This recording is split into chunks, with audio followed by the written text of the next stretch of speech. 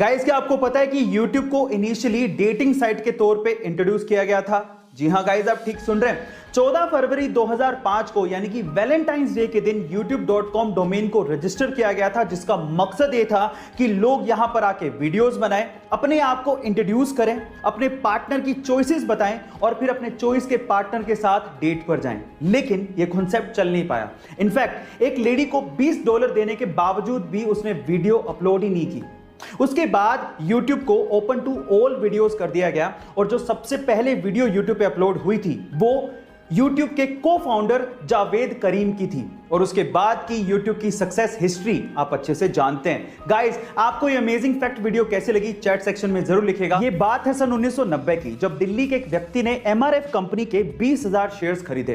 तब MRF company के एक शेयर की कीमत लगभग 10 रुपए थी, यानी कि लगभग 2 लाख रुपए उस व्यक्ति ने MRF कंपनी में इन्वेस्ट कर दिए थे।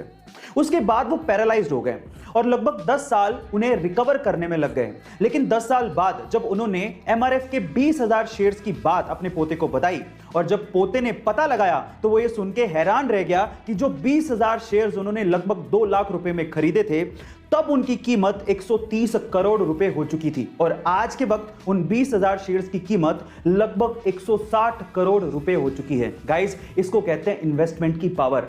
हम मिडिल क्लास लोग ज्यादातर अपनी सेविंग्स को या तो FD में या RD में रखते हैं, लेकिन अगर उसका 10 या 20% हिस्सा भी हम लोग इन्वेस्ट कर दें तो शायद हमारे वारे न्यारे हो जाएं। तो आज ही इन्वेस्टमेंट शुरू करिए। सोने की शुद्धता को हम लोग कैरेट में परखते हैं, लेकिन कितने कैरेट में कितना प्योर गोल्ड है ये हमें कैसे पता लगेगा? चलिए मैं आपको बताता हूं। सबसे पहले होता है 24 कैरेट गोल्ड, जिसमें 99.9% तक प्योर गोल्ड होता है। अब इससे खरा सोना है ही नहीं, लेकिन इतना सॉफ्ट होता है कि इससे ज्वेलरी नहीं बनाई जा सकती। फिर आता है 22 कैरेट गोल्ड, जिसको 916 गोल्ड भी कहते हैं, क्योंकि इसमें 91.6% प्योर गोल्ड होता है और बाकी बचे हुए परसेंटेज में कॉपर और जिंक जैसे मेटल मिक्स होते हैं। अभी थोड़ा हार्ड होता है तो इससे ज्वेलरी बनाना आसान होता है। फिर आता है 18 कैरेट गोल्ड, जिसमें मात्र 75% तक की प्योर गोल्ड होता है और बाकी बचे हुए 25% में निकल, कॉपर और जिंक जैसे मेटल मिक्स होते हैं। यानी कहने का मतलब यह है कि जैसे जैसे कैरेट घटता जाएगा, सोने की शुद्धता भी घटती जाएगी और साथ ही साथ सोने की चमक भी घटती जाती है। गाइस, आपको ये इंफॉर्मेशन कैसी लगी चैट सेक्शन में जरूर लिखिएगा। कोरोना के समय में उन परिवारों को बहुत ज्यादा झेलना पड़ रहा है जिनमें कोरोना की वजह से कमाने वाले की मृत्यु हो गई है, और अगर वो कमाने वाला किसी प्राइवेट जॉब में था तो ये तो और समस्या का विषय है।